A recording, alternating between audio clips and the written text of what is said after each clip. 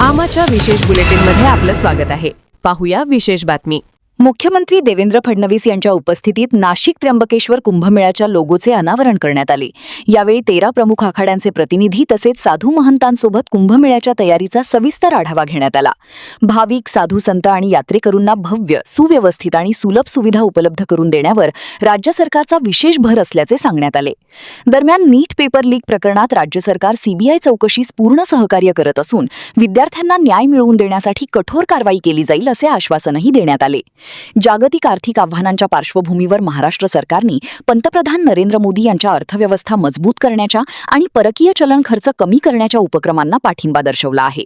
कार्यक्षमता वाढवणे आणि खर्चात कपात करण्यासाठी विविध उपाययोजना राबवल्या जात असल्याची माहिती देण्यात आली. तसेच नागपूर ब्राउनफील्ड आंतरराष्ट्रीय विमानतळ विकास प्रकल्पाला केंद्र सरकारची मंजुरी मिळाल्याबद्दल मुख्यमंत्री देवेंद्र फडणवीस यांनी पंतप्रधान नरेंद्र मोदी यांचे आभार मानले.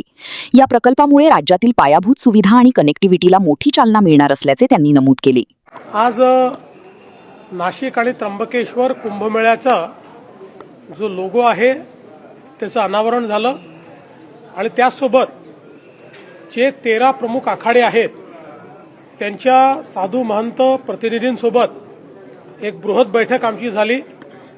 आम्ही आत्तापर्यंत कुंभमध्ये काय काय केलेलं आहे याचं प्रेझेंटेशन त्यांच्यासमोर केलं. काही सूचना त्यांच्या माध्यमातून आल्या, त्या सूचना समजून घेतल्या, त्याच्यावर कारवाई करायला सांगितली. एक अतिशय भव्य आणि दिव्य अशा प्रकारचा कुंभ झाला पाहिजे आणि जे काही भाविक येतील, जे काही साधू संत महंत येतील, या सगळ्यांची चांगल्यात चांगली सोय झाली पाहिजे. या दृष्टीनं एक अतिशय चांगला अशा प्रकारचा प्लॅन आम्ही तयार केला आहे आणि त्यामध्ये साधू महंतांचं देखील एक मोठं सहकार्य आम्हाला मिळत आहे. देखिए, इसमें सीबीआई जांच कर रही है. सीबीआई को पूरा साथ हमारी पुलिस देगी और मैं भारत सरकार का और विशेष रूप से जो नीट कंडक्ट करने वाली हमारी बॉडी है उसका आभार व्यक्त करना चाहता हूं कि उन्होंने इसको गंभीरता से लिया, क्योंकि हमारे जो बच्चे हैं वो इतनी पढ़ाई करते हैं और कोई पेपर लीक करे ये बात बिल्कुल गलत है. हम ये चाहते हैं कि जिस प्रकार की कार्रवाई हो रही है उसमें नीचे तक जाकर जो जो भी इसमें इन्वॉल्व है हर व्यक्ति के ऊपर कार्रवाई हो, उसके लिए पूरा सहकार्य हम लोग करेंगे.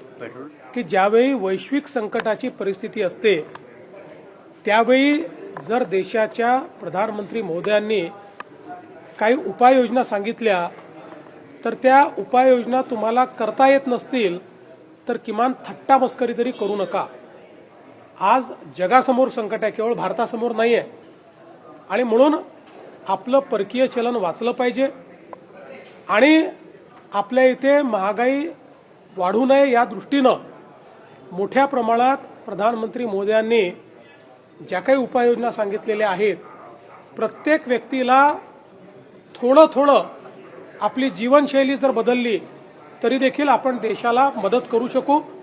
6 महिन्याकरता जर प्रधानमंत्री मोदयांनी देशवासियांना आव्हान केलं आहे तर मला विश्वास आहे की भारतातले आपले देशवासी त्या बाबतीत मदतच करतील. विरोधी पक्षांनी किती थट्टा मस्करी केली तरी देखील वैश्विक संकटात जर आपण देशाच्या पाठीशी उभं राहिलो नाहीत तर हे योग्य होणार नाही. महाराष्ट्रामध्ये देखील आम्ही निर्णय केलेला आहे. मुख्यमंत्र्यांसहित मंत्र्यांचे कॉन्व्हॉय हे छोटे आम्ही करतो. विदेश यात्रांवर अधिकारी असतील किंवा मंत्री असतील निर्बंध आम्ही आणतो. ज्या ज्या गोष्टींमध्ये परकीय चलन खर्च होतं त्या गोष्टींची खपत कशी कमी करता येईल याचा प्रयत्न आम्ही करतो. वेगवेगळ्या पद्धतीनं आपल्याला आपल्या देशी गोष्टींना कसा त्या ठिकाणी एक बढावा देता येईल असा प्रयत्न देखील आम्ही करतो. हे काही एका दिवसात होणार नाही आहे, पण आपण सगळ्यांनी मिळून प्रयत्न केला तर निश्चितपणे आपण हे पूर्ण करू शकतो. आणि केवळ 6 महिने जर देशाच्या प्रधानमंत्री मोदयांनी मागितले असतील तर तेही न देणं हे अतिशय अयोग्य ठरेल. मला अतिशय आनंद आहे की नागपूर एअरपोर्ट हा एक ब्राउनफील्ड एअरपोर्ट म्हणून नव्याने डेव्हलप करण्याकरता मागच्या काळामध्ये महाराष्ट्र सरकारने एक टेंडर दिलं होतं. त्यानंतर त्याची हँडिंग ओव्हर आणि बऱ्याच प्रक्रियांकरता कॅबिनेटचं अप्रुव्हल पाहिजे होतं.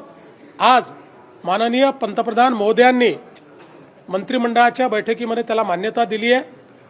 त्यामुळे नागपूरलाही आता एक अतिशय सुंदर अशा प्रकारचं ब्राउनफील्ड आंतरराष्ट्रीय एअरपोर्ट हे तयार करण्याकरता मार्ग हा मोकळा झालेला आहे.